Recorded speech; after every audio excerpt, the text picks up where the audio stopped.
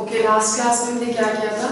हम लोगों ने किया मेंडलीव्स पीरियोडिक टेबल, उसकी जितनी भी अचीवमेंट्स थी वो सारी करी। पर in spite of so many achievements, जो कि उसने अपना लॉ दिया, फिर उसके बाद उसने टेबल दिया, फिर भी उसके बाद भी कुछ देयर वर सर्टेन पॉइंट्स जो कि वो एक्सप्लेन नहीं कर पाया। जैसे for example placement of hydrogen उसने एक्सप्लेन नहीं करी, आइसोटोप्स का कॉन्सेप्ट, उसका पीरियोडिक टेबल एक्सप्लेन नहीं कर सका, एनॉमलस पेयर्स उसने टुगेदर रखे, जैसे देयर वर सर्टेन एलिमेंट्स जिनकी प्रॉपर्टीज में there was no similarities, still उनको इकट्ठे रखा और जिनमें सिमिलैरिटीज थी उनको अलग अलग रखा। ठीक है ना, बिकॉज और एक और वो लैंथेनॉइड्स और एक्टिनॉइड्स की जो प्लेसमेंट थी उसको भी एक्सप्लेन नहीं कर पाया। बिकॉज ऑफ दीज लिमिटेशंस जो कि मेंडलीव के पीरियोडिक टेबल में थी, a new periodic law was formulated which was known as the modern periodic law. Now there was one English physicist जिसका नाम था Moseley, right? इसने क्या किया? He took certain samples of elements और उन certain samples of elements को electrons के साथ हिट किया। जब उसने इलेक्ट्रॉन्स के साथ उनको हिट किया तो उसमें से एक्स-रेज जो थे वो निकले। ओके, उन एक्स-रेज को उसने उनकी जो फ्रीक्वेंसीज थी एक्स-रेज की उसको प्लॉट किया विद एटॉमिक नंबर, राइट? और उसने उसके लिए एक मैथमेटिकल रिलेशनशिप दिया which was under root of nu over here, that is going to be frequency, is equal to a z minus b, right? अब यहाँ पे this is the frequency, a and b both are constants and z is the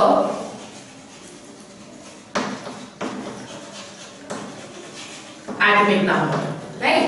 अब यहाँ पे जो a और b constants हैं, these were constant, these had a constant value for all the elements.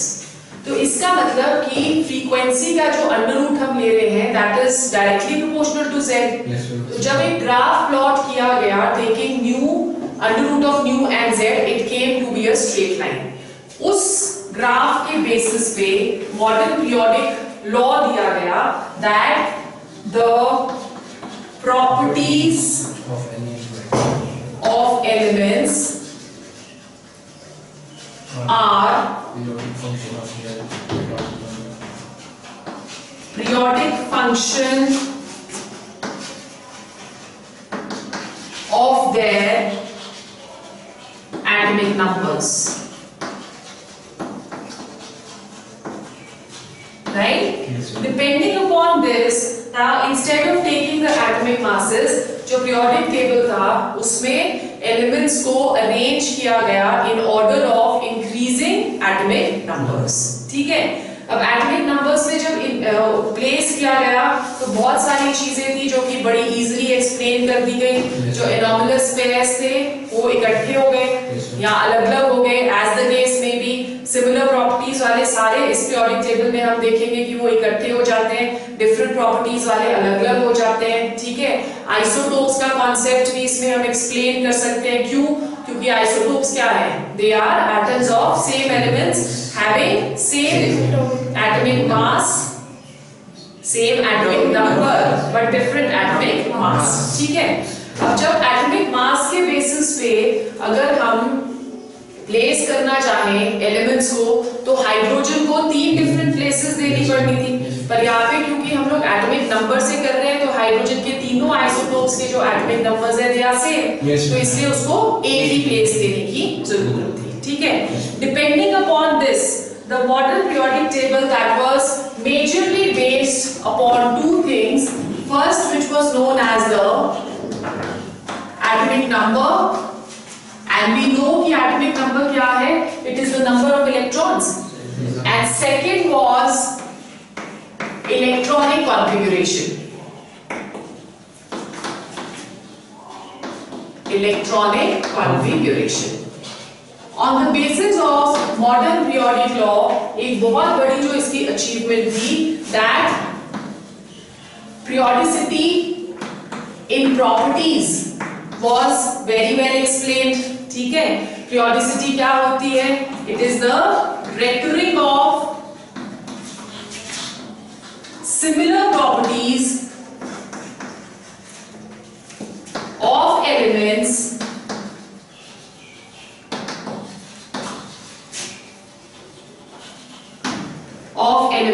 after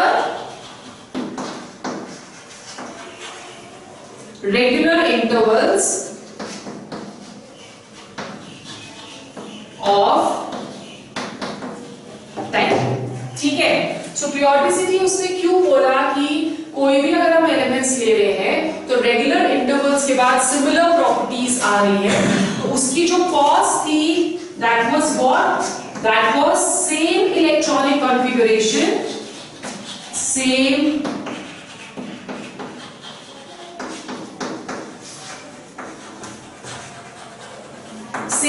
electronic configuration after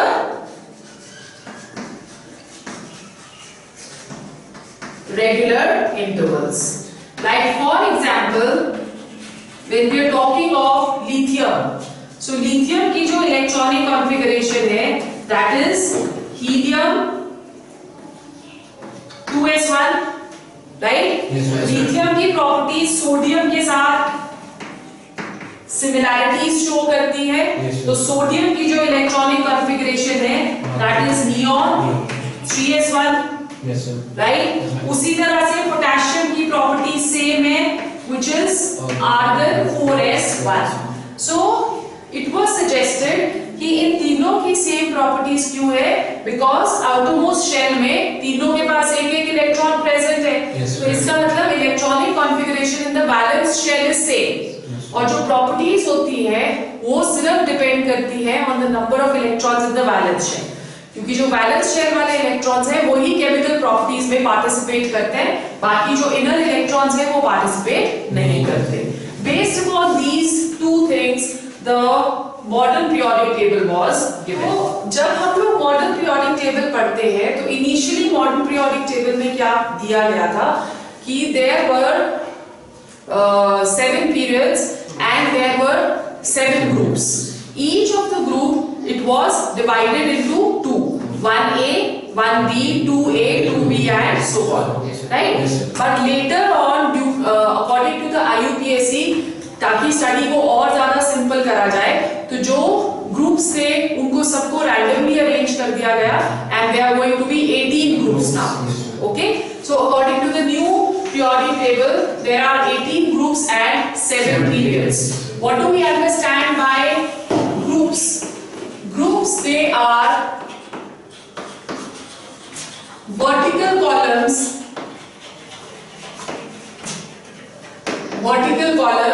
containing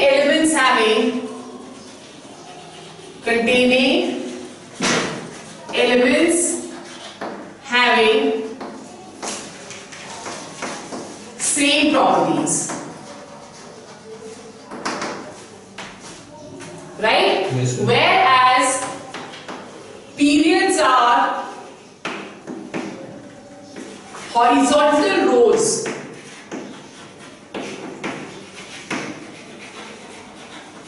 Horizontal rows in which the electrons are filled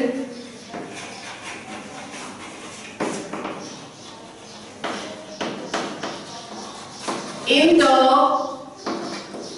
same subshell.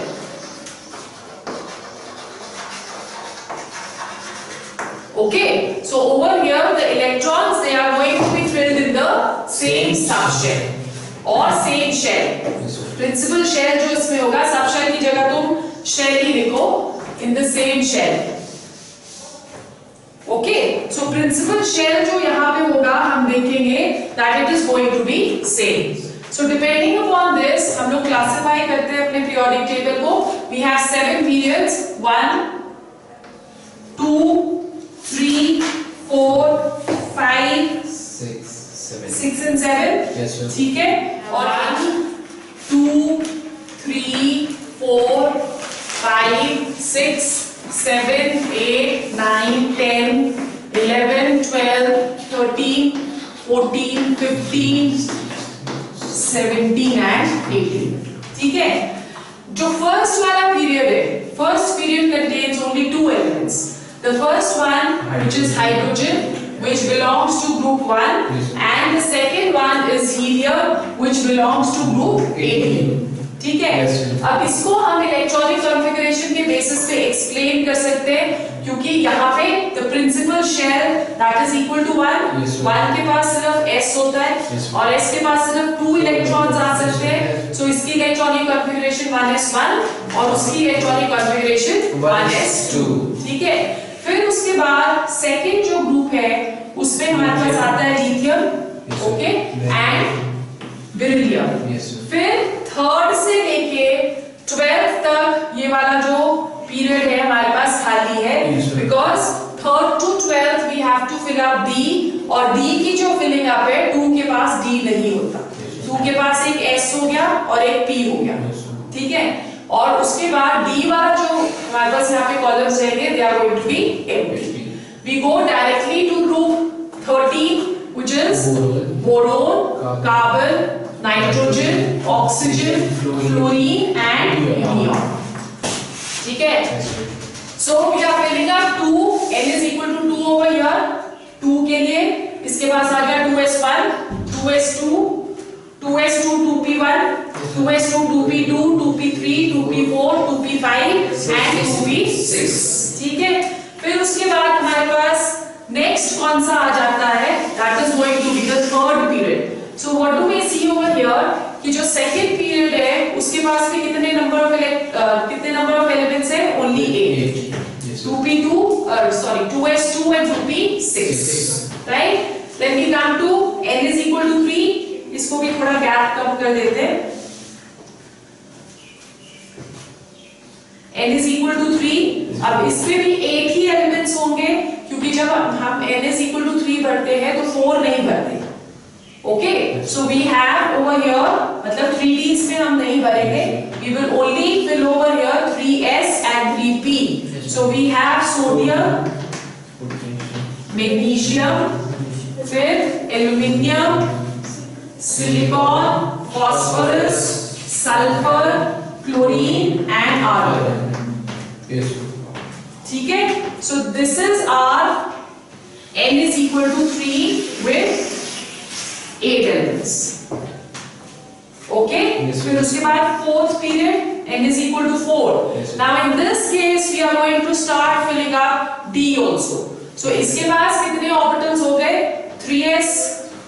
4s2, 4p6 and 3d10. So total comes to 18. So ये वाला जो period है इसके पास कितने elements होंगे? They are going to have 18 elements in this, right? So let's go on to the elements. Potassium, calcium, gallium, germanium, arsenic, selenium, bromine and krypton. ठीक है? So this is our group, this is our period 4. Now in this case, इस वाले में we are supposed to have 18, in which now third will also be, 3rd to 12th will be filled up over here. So we fill third, which is scandium, right, with atomic number of 21, and this ends up to zinc.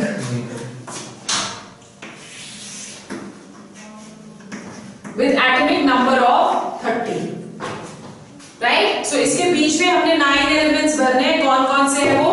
Scandium, titanium, vanadium,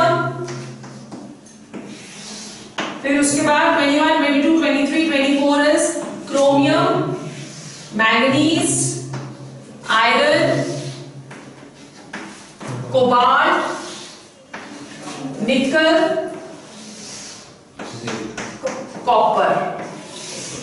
copper with 29 and zinc. ठीक है?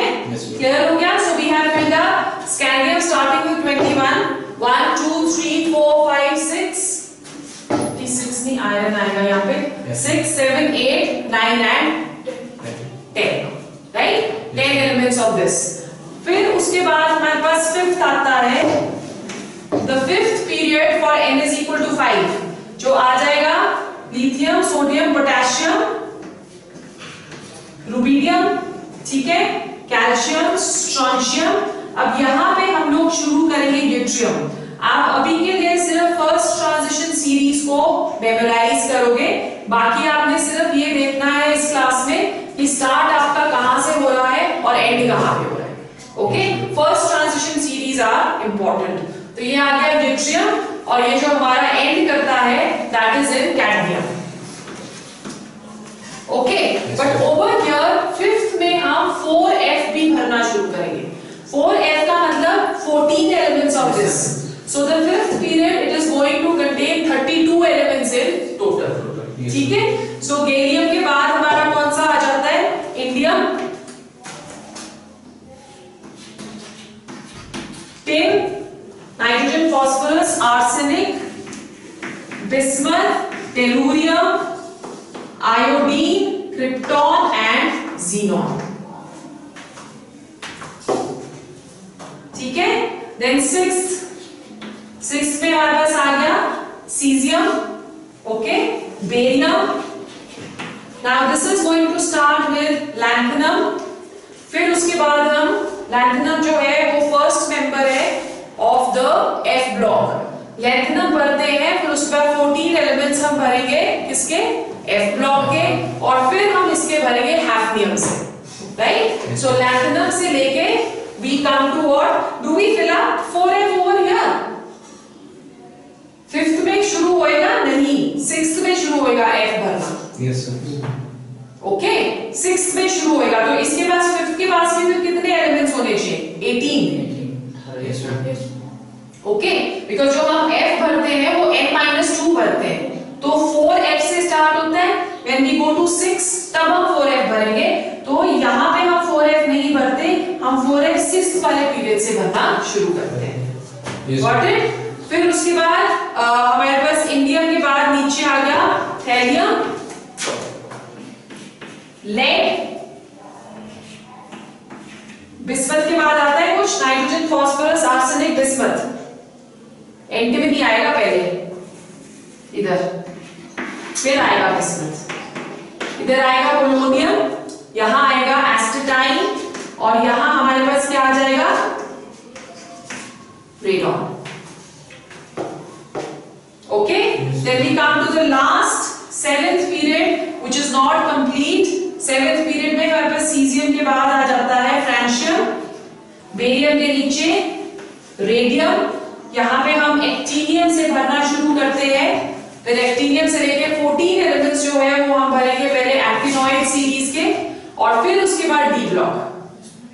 ठीक है, and this starts from here and ends at mercury. ये जो 7th period हमारा है that is not complete. As you can see over here francium, radium, और उसके बाद जो आप देख रहे हो we have given it certain different configurations which we will do in the next section. ठीक है, so 7th वाला जो पीरियड है हमारा that is not complete, therefore we give it till here only as of now.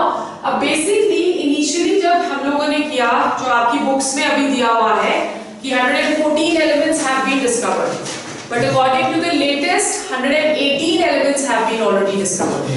ठीक है, so 104 के बाद जितने भी elements हैं उनको कोई पर्टिकुलर नेम नहीं दिया गया। इनफैक्ट यूरेनियम के बाद जितने भी एलिमेंट्स हैं उनको हम लोग ट्रांस यूरेनियम एलिमेंट्स बुलाते हैं, right? So uranium, if you can see over here somewhere in your periodic table, हमें यूरेनियम नजर आ रहा है नहीं?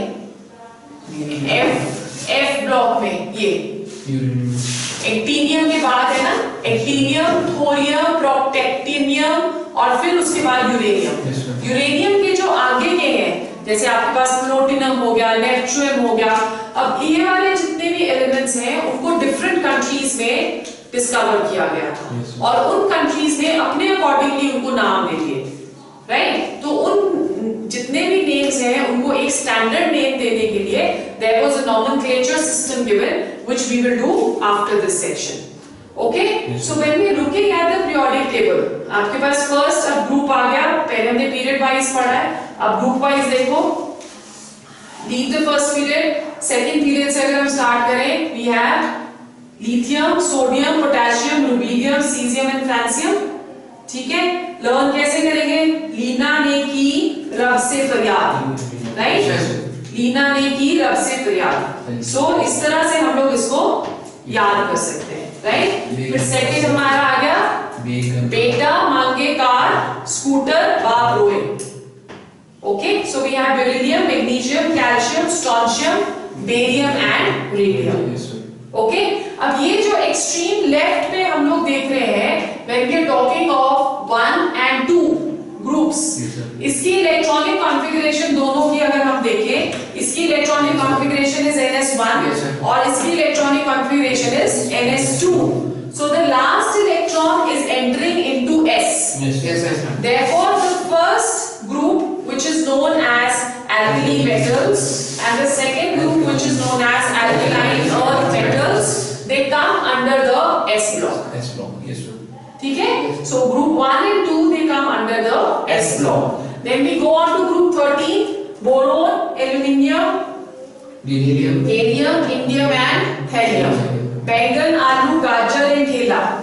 ठीक है? So this is how you can remember it. Okay? अब इलेक्ट्रॉनिक कॉन्फ़िगरेशन अगर इसकी देखें तो NS2, NP1, yes sir, right? फिर उसके बाद आ गया carbon, silicon, germanium, tin and lead. This is easy to remember, इसको शॉर्टकट की हमें जरूरत नहीं, राइट? इसकी इलेक्ट्रॉनिक कॉन्फ़िगरेशन आ गई NS2, NP2, राइट? फिर आ गया नाना पार्टिकल, असरानी, सब बेकार। Nitrogen, phosphorus, arsenic, antimony and bismuth. Nana particle, Asrani, सब बेकार, right? Electronic configuration NS2, NP3, yes sir, right? फिर 16 उससे टेपो, उससे टेपो। ओके, सो ये आ गया हमारा group 16। Electronic configuration NS2, NP4, yes sir, right? Yes, sir. और इसके लिए भी आपको कुछ भी शॉर्टकट की जरूरत नहीं है। Fluorine, chlorine, bromine, iodine and astatine. Electronic configuration NS2, NP5 and the last one is the noble gases, Yes. neon, argon, krypton, xenon and radon. So electronic configuration NS2, NP6. Okay, so जब हम group 13 से group 18 तक देखते हैं, इन्हें हम क्या बुलाते हैं? They are known as p block elements because the last electron is entering into p block. So we have classified the periodic table into two initially. One is the S block, which is to the extreme left of the periodic table, and one is the p block, which is right of the periodic table. ठीक है? और S block को और P block को हम collectively बुलाते हैं representative elements. ठीक है? S block and P block they are known as representative elements. Clear हो गया? फिर उसके बाद हम लोग आते हैं the centre part, which is the D block element. D block element के पास 1 2 3 4 सीरीज है। हीलियम का क्या होता है? हीलियम की तो NS2 जो भी हो। हाँ, NS2। तो हीलियम तभी हम लोग ले नहीं ना रहे हैं उसको with the others, because hydrogen और हीलियम को हम एज एक्सेप्शंस रखते हैं। यहाँ पे भी हमने नीचे से शुरू करिए, वहां पे भी हम नीचे से शुरू कर रहे हैं। ओके, बिकॉज़ हीलियम को अगर हम अकॉर्डिंग टू इलेक्ट्रॉनिक कॉन्फ़िगरेशन देखें तो हमको उसे S ब्लॉक में डालना चाहिए, बट अगर अकॉर्डिंग टू प्रॉपर्टीज देखें तो इट इज इनर्ट गैस, तो इसलिए उसको हमें नोबल गैसेस के साथ डालना पड़ता है। Right? Yes, so that is why we have placed helium in the 18th group. Yes sir. Okay? Now over here, when we talking of the D block के पास scandium, yttrium, lanthanum और actinium. Yes sir. Okay? Basically ये first members हैं F block के। तो यहाँ पे हमारे पास आ जाता है hafnium and rutherfordium, RF. Start जो होंगे यहाँ से आपके, they are hafnium and rutherfordium, RF. यहां से D ब्लॉक शुरू होता है। Okay, so we fill up the next members over here, 10 members, और उसी तरह से RF से हम लोग नेक्स्ट 10 मेंबर्स डालेंगे। 4 सीरीज इसमें है। First series that is known as the 3D series.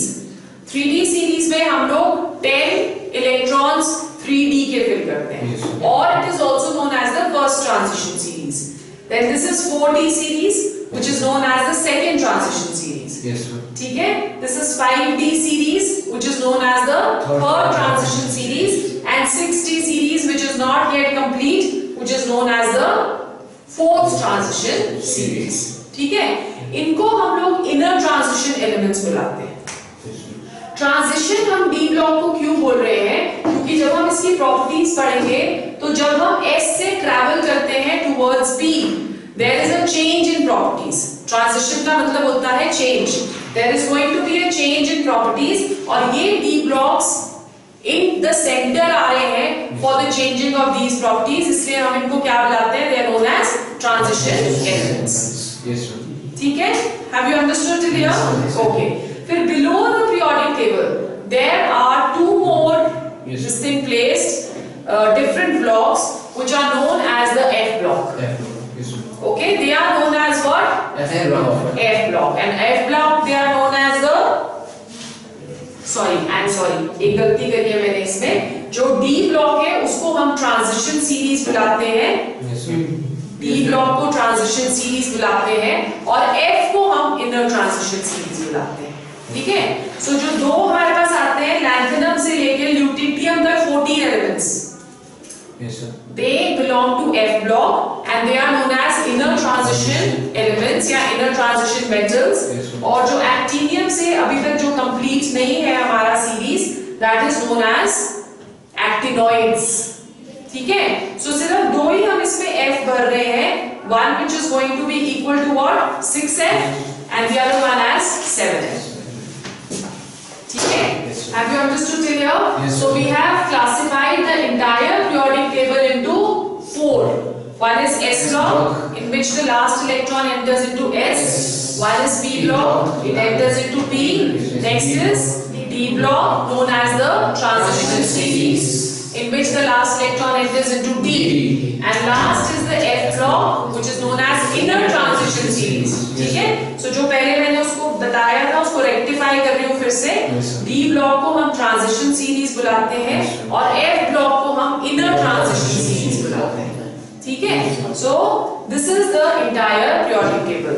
Now the next this thing was challenge was now to give us the you can say properties of each of the block, कि कौन से elements को इकट्ठे रखा गया और उन elements को इकट्ठे क्यों रखा गया.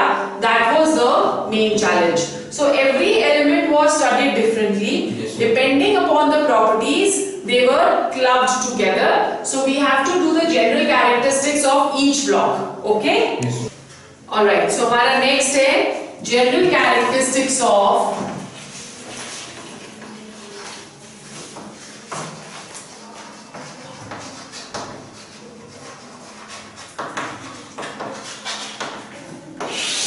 the first one which we are going to do, that is the S block. The S block, as I just told you, it is placed at the extreme left of the periodic table, and the electronic configuration, that is NS1 to 2. It contains only two elements, two groups. One is alkali metals, which is placed in the first group. Yes, sir. ठीक है? और alkali metals को हम alkali metals क्यों बुलाते हैं? Because they dissolve in water to give us alkalis.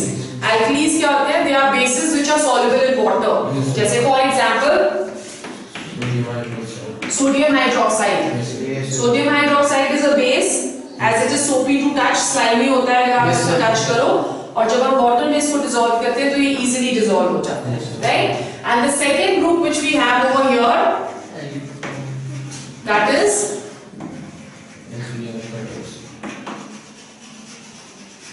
alkali earth metals, alkaline earth metals. Alkaline earth metals का जो major source है, that is under the earth's crust, Yes, sir. right? So under the earth's crust हमको ये मिलते हैं alkaline earth metals. This belongs to group 2 of the periodic table. Write down the general characteristics of this group. Number 1, they are soft metals. They are soft metals having low melting and boiling points. Having low melting and boiling points. Number 2, they have low ionization enthalpies. In fact, they have the lowest ionization enthalpies in the periodic table. ठीक है?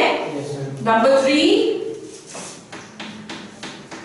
they are very reactive. As we already know कि जो sodium है it catches fire in Yes, ma'am. air and water. Yes, yes, sir. जैसे ही वो expose होता है air को या वाटर को तो एकदम से आग पकड़ लेता है, इसलिए हम उसको केरोसिन के अंदर रखते हैं उसको, ठीक है, so that it does not come in contact with air and water. So they are very reactive, forming two kind of ions. One is univalent ions, as in the case of alkali metals. जैसे for example univalent का मतलब होता है Na positive, K positive, ये सारे के सारे cesium positive, ये सारे क्या बनाते हैं univalent ions, and they form bivalent ions. Okay, bivalent ions as for example Mg2 positive. Yes, sir. Okay, then number 4, they majorly form ionic compounds. Majorly form ionic compounds except for lithium and beryllium. Lithium और beryllium जो है वो दोनों covalent compounds बनाते हैं. क्यों? क्योंकि इनकी आयनाइजेशन एनर्जीज काफी हाई रहती है, तो ना ही ये यूनिवैलेंट और बाइवैलेंट आयंस बनाते हैं दोनों, बिकॉज इनमें टेंडेंसी नहीं है to lose the electrons. Okay, so इसलिए लिथियम और बेरिलियम कोवलेंट कंपाउंड्स बनाएंगे, बाकी सारे जो इसके मेंबर्स हैं they form ionic compounds. Right, they have a very good property that they are good reducing agents. Reducing agents क्या होते हैं? जो खुद इलेक्ट्रॉन्स लूज करते हैं. Yes, sir. Yes, ma'am. Okay, और दूसरे को इलेक्ट्रॉन प्रोवाइड करते हैं. तो जिसको वो इलेक्ट्रॉन प्रोवाइड कर रहे हैं उसको वो रिड्यूस कर रहे हैं. Yes, sir. ठीक है, so they all are very good reducing agents. Then number 6, because of their low ionization energy, they all impart characteristic color to the flame.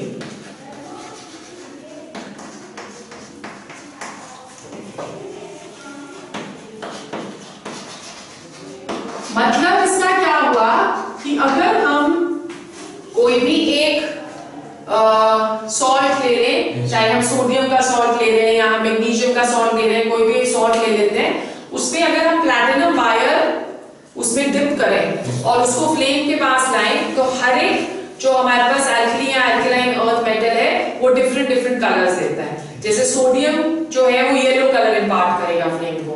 अगर हम सोडियम की जगह पोटेशियम ले लें तो पोटेशियम एक वायलेट कलर देता है. ठीक है, that is because of what? हमने पढ़ा है स्ट्रक्चर ऑफ एटम में कि जब इलेक्ट्रॉन्स एक्साइट हो जाते हैं एनर्जी लेके और फिर उसके बाद वापस अपने ग्राउंड स्टेट पे आते हैं तो वो विजिबल रीजन में रेडिएशंस को थ्रो करते हैं.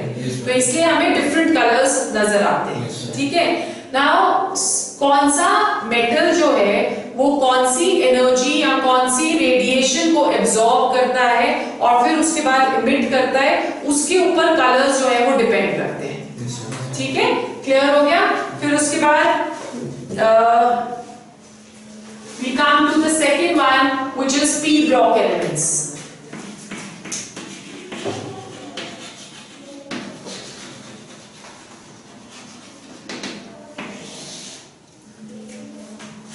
Right? Yes, p block elements पे general electronic configuration is going to be ns2 np1 to 6.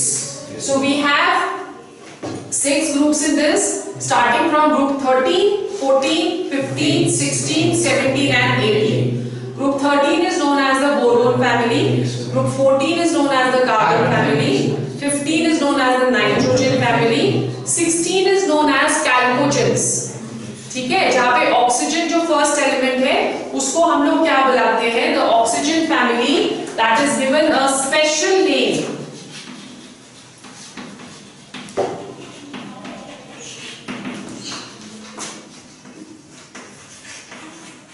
which is known as chalcogens. Chalcogens का मतलब क्या होता है?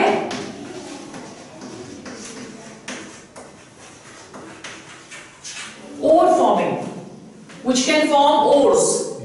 ठीक है, अब chalcogens या ऑक्सीजन फैमिली के पास ऑक्सीजन और सल्फर दो एलिमेंट्स प्रेजेंट है। जितनी भी ओर्स हैं जिससे हम मेटल एक्सट्रैक्ट करते हैं, they are either in the form of oxides और in the form of sulphides, तो इसलिए हम इसको chalcogen बुलाते हैं।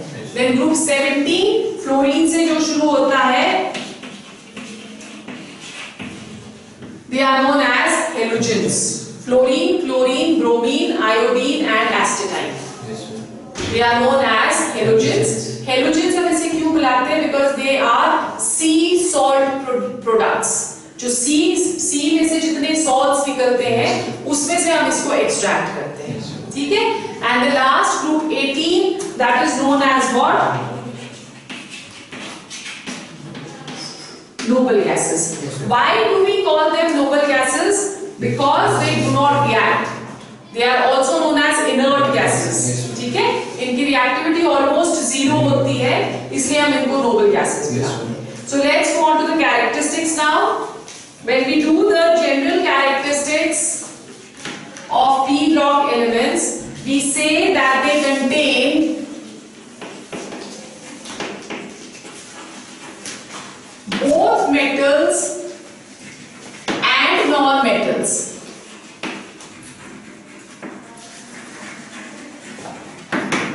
Okay, it is a very versatile block. इसके पास metals और non-metals दोनों हैं.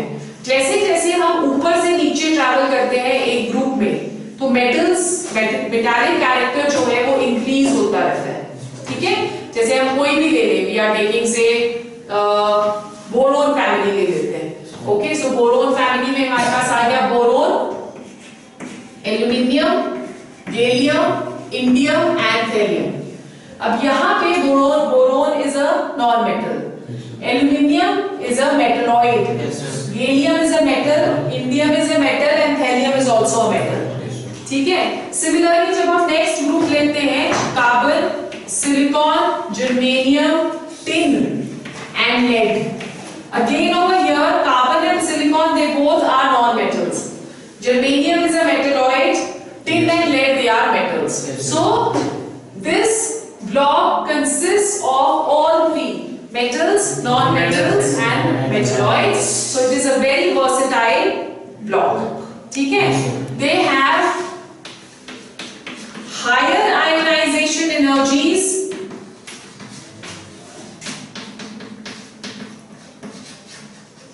than S block. ठीक है? They have higher ionization energies than S block. Clear? Yes, ma'am. Then क्योंकि ionization energy ज्यादा है, they mostly form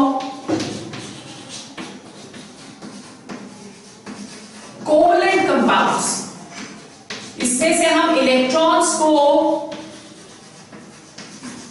easily remove नहीं कर सकते, इसलिए ये क्या बनाते हैं? कोवलेंट कंपाउंड्स, ठीक है? फिर उसके बाद number 4, in this some elements show more than one oxidation state.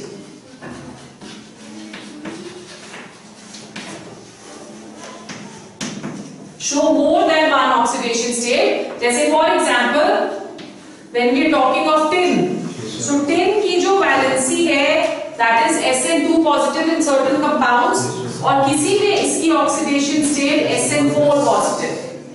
ठीक है? This is known as SN2 positive, that is known as stannous. जो छोटी ऑक्सीडेशन स्टेट होती है वो S होती है, और जो बड़ी ऑक्सीडेशन स्टेट होती है वो इंक होती है. So this is stannous and this is stannic. In a similar manner, Pb also exists as Pb2 positive and Pb4 positive. So this is again plumbous. Yes, तो ये lead है ना? Yes, ma'am. But जब हम इसका oxidation state वाला name लेते हैं, that is the Greek name which we call it. This is plumbous and this is plumbic. Yes, sir. Okay, so they have their certain elements, जैसे ये दोनों हैं, ये more than one oxidation states show करती है, Yes, sir. right? अब इसमें क्योंकि metals और non metals दोनों हैं, therefore they have elements which shows both oxidizing as well as reducing properties. So there are certain elements जो कि ऑक्सीडाइज कर सकता है and certain elements जो कि रिड्यूस कर सकता है. तो जब हम अक्रॉस अ पीरियड चलेंगे, मतलब कि हम ग्रुप 13 से ग्रुप 18 की तरफ को जाएंगे, तो प्रॉपर्टीज जो है वो रिड्यूसिंग से ऑक्सीडाइजिंग को चेंज होने लग जाती है. Yes, sir. ठीक है? Is it clear? So अगर हम फर्स्ट वाला को देखें P, which is your second period. तो second period में हमारे पास elements कौन-कौन से हैं? We have boron, carbon, nitrogen, oxygen and fluorine. Yes, sir. Right? तो fluorine जो है that is the strongest oxidizing agent. Yes. Because fluorine has a tendency to gain electrons. Yes, yes. तो दूसरों से वो electrons मांग लेता है. Yes, sir. इसलिए वो उनको ऑक्सीडाइज कर देता है. Yes, sir. Is it clear? Yes, sir. So these are the characteristics of P block, and as I just told you कि जो S block होते हैं और P block होते हैं, उनको हम collectively क्या बुलाते हैं? Representative elements. Yes. So let's go on to the general characteristics of D block now. General characteristics of D block. D block are known as transition series or transition elements. ये जो D block होता है, they are all heavy metals. सारे metals हैं, because of their higher this thing, they are known as heavy metals, right? General electronic configuration जब हम इसकी करते हैं, it is n-1 D 1 to 10. Yes, sir. Okay, and ns 1 or 2 या 0 to 2. In certain ns में कोई भी electron नहीं होता है. ns 0 to 2. General characteristics. The first one is that these transition series, they are all heavy metals. ठीक है? They are all Heavy metals. heavy metals having high melting and boiling points.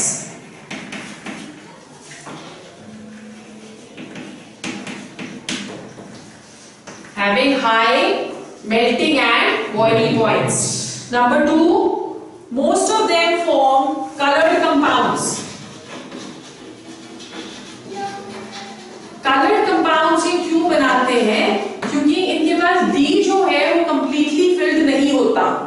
जैसे आप scandium ले रहे हो, तो scandium की electronic configuration जो है that is argon 18 4s1 4s2 3d1. Yes, sir. Okay, अब D के पास 5 ऑर्बिटल्स होंगे. Yes, sir. उन 5 में से 4 जो है वो एम्प्टी है. ये वाला इलेक्ट्रॉन कहीं पे भी नाच सकता है. Yes, yes, ma'am. ठीक है? अब अगर वो कहीं कहीं दूर दूर जाएगा, तो जब वो वापस आएगा तो वो कलर इंपार्ट करेगा. Yes, sir. जो वो D में ही एक D से दूसरे D में भागता रहता है, इसको हम DD ट्रांजिशंस बुलाते हैं. ये आप सारा क्लास 12 में करोगे, पूरा चैप्टर है इसके ऊपर, D ब्लॉक एलिमेंट्स के ऊपर. Yes, sir. ठीक है? So we say that they all are colored compounds. Then number 3, they have good tendency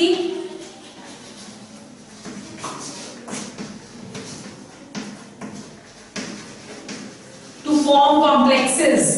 मतलब कि इसके पास अगेन खाली D पड़ा है, तो ये गेस्ट को इनवाइट करेगा अपने घर आने के लिए. Yes, yes, yes, ma'am. ठीक है? जब वो उनको इनवाइट करेगा तो उनके साथ बॉन्डिंग हो जाएगी. Yes, sir. तो इसलिए वो कॉम्प्लेक्सेस बना देता Yes, है. sir. ठीक है?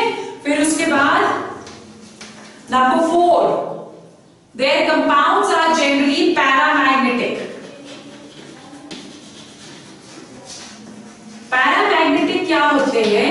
Those substances which are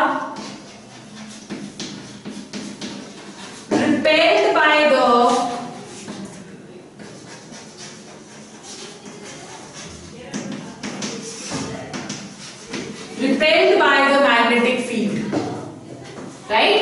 in substances को जब हम लोग magnetic field में रखते हैं तो magnetic field इनको धक्का दे देती है. So these are paramagnetic substances. और paramagnetic substances बनते कब है? जब d block के पास unpaired electrons हो. अब जैसे इसके पास 1 unpaired electron है, तो उस unpaired electron की वजह से जो है substances they become paramagnetic in nature. ठीक है? Then number 5, they exhibit several oxidation states. Several oxidation states. P block में हमने क्या पढ़ा कि 2 oxidation states वो show कर सकते हैं. ये several कर सकते हैं. जैसे मैंगनीज जो है, मैंगनीज +1 से +7 तक ये सारे ऑक्सीडेशन स्टेट्स एग्जिबिट करता है. +1, +2, +3, +4, +5, +6 and +7. ठीक है? Similarly, there is another D block element osmium. Osmium +1 से +8 तक एग्जिबिट कर सकता है ऑक्सीडेशन स्टेट्स. ठीक है? So they have a tendency to exhibit various or varied number of oxidation states. Okay? और इसके जो एलिमेंट्स होते हैं, most of its elements, most of the elements, they, you can say, behave as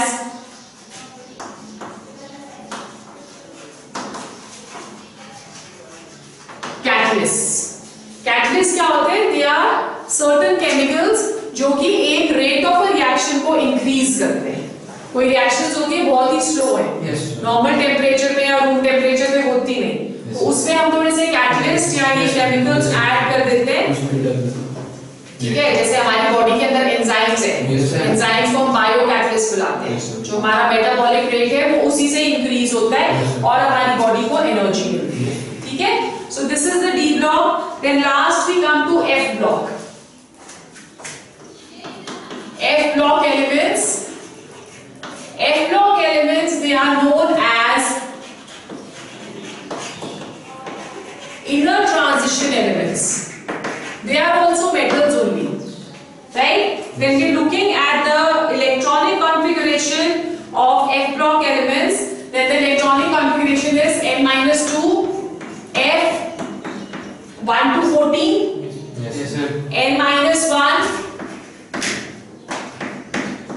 D 0 to 2. ठीक है? या किसी इसमें इस वाली उसमें लिखा हुआ है 0 to 1, राइट? और जो S होता है that is NS2. Yes sir. Okay? Yes, now for F block elements, जो आप इसके बाद 2 ही सीरीज है. One which is known as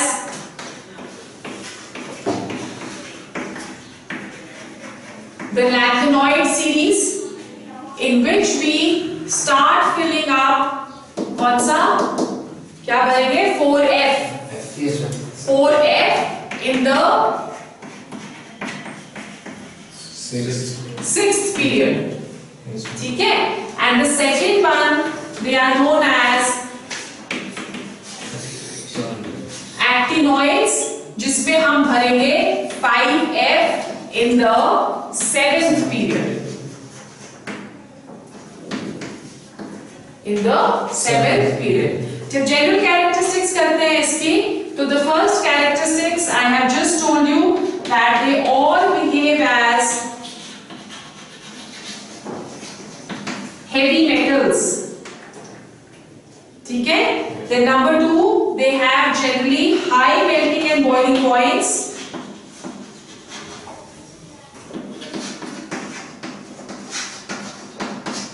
They have high melting and boiling points. Number 3 इनकी आप देखो ऑलमोस्ट जो कैरेक्टरिस्टिक्स है वो डी ब्लॉक से मिलती जुलती है, ठीक है। They also have variable oxidation state. Yes, sir. Okay. Number 4, they form colored ions.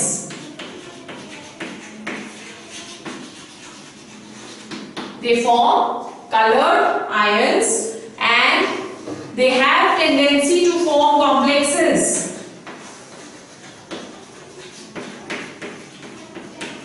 They can easily form complexes.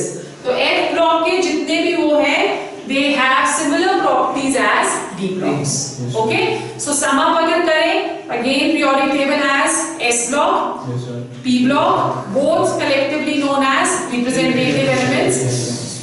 Then the D block, which are known as transition elements, and then the F block, which is known as inner transition elements. ठीक है? अब long form periodic table जब हम पढ़ें तो उसकी बड़ी सारी advantages हैं over the Mendeleev's periodic table. Yes, sir. Number 1, anomalous pairs है नहीं. Yes, sir. Number 2, position of lanthanoids and actinoids अलग-अलग की गई है. Although बड़ी convincing नहीं है उनकी position जो periodic table में है, फिर भी it has been kept separately. Number 3, क्या कहते हैं उसको, जो similar elements हैं, they all are kept together, and dissimilar elements they are separated from one another.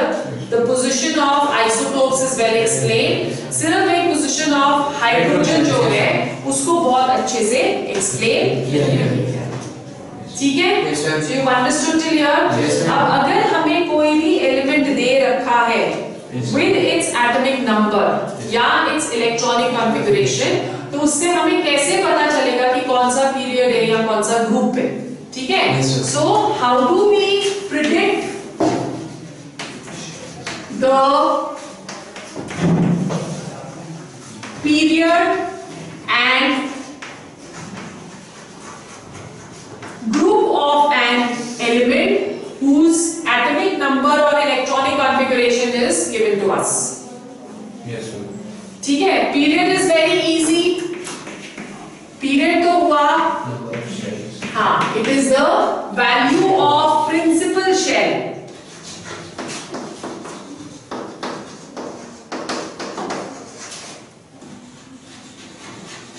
Principal shell, Yes, sir. ठीक है. जैसे फॉर एग्जाम्पल अगर हम 1s भर रहे हैं तो this is going to give us the period. Yes, sir. अगर हम 7s भर रहे हैं तो this is going to give us the period. Yes, sir. ठीक है. सो पीरियड को प्रिडिक्ट करना बहुत इजी है. Yes, sir. जब हम ग्रुप्स प्रिडिक्ट करते हैं, ग्रुप्स में अगर हमको S. S का ग्रुप प्रिडिक्ट करना है तो it is number of Electrons. electrons in the valence shell. So this is also easy. अगर NS1 है electronic configuration तो it belongs to group 1. Yes, sir. अगर NS2 है तो then it belongs to group 2. Yes, sir. ठीक है. P के लिए हम कैसे करते हैं प्रिडिक्ट? P के लिए it is 10 plus number of electrons in the valence shell. Yes, sir. ठीक है. जैसे फॉर एग्जाम्पल बोरोन की जो electronic configuration in the outermost shell is that is 2s2 2p1. तो नंबर ऑफ वैलेंस इलेक्ट्रॉन्स कितने हो गए? 3. तो ग्रुप क्या हो जाएगा? 10 plus 3 that is 13. Yes, sir. ठीक है. उसी तरह से अगर हम इलेक्ट्रॉनिक कॉन्फ़िगरेशन देखें ऑक्सीजन की 2s2 2p4. So valence electrons are 6. Yes, So group क्या हो गया? 10 plus 6 that is equal to 16. Right? तो इस तरह से आप ग्रुप को कर सकते हो for P block. For D block again group number is equal to number of electrons in the valence shell. D में कितने इलेक्ट्रॉन्स हैं उसके ऊपर, मतलब वैलेंस कितने इलेक्ट्रॉन्स हैं उसके ऊपर डिपेंड करता है. जैसे फॉर एग्जांपल अगर हम स्कैंडियम करें, स्कैंडियम की electronic configuration is argon 4s2 3d1. Yes, sir. So 2 plus 1 3. 3. Yes, ma'am. So the group is going to be 3. Yes, ma'am. ठीक है? अगर हम आयरन करें Fe, that is argon 4s2 3d6 6 7 8. So iron belongs to group 8. 1 2 3 4 5 6 7 and 8. Yes, ma'am. ठीक है? So this is how you are going to predict the D. groups and periods. Now in the next lecture tomorrow we are going to do the electronic configuration, the nomenclature of elements above 100 जिसकी atomic number है, and then we go on to the properties. Yes, ma'am. Okay?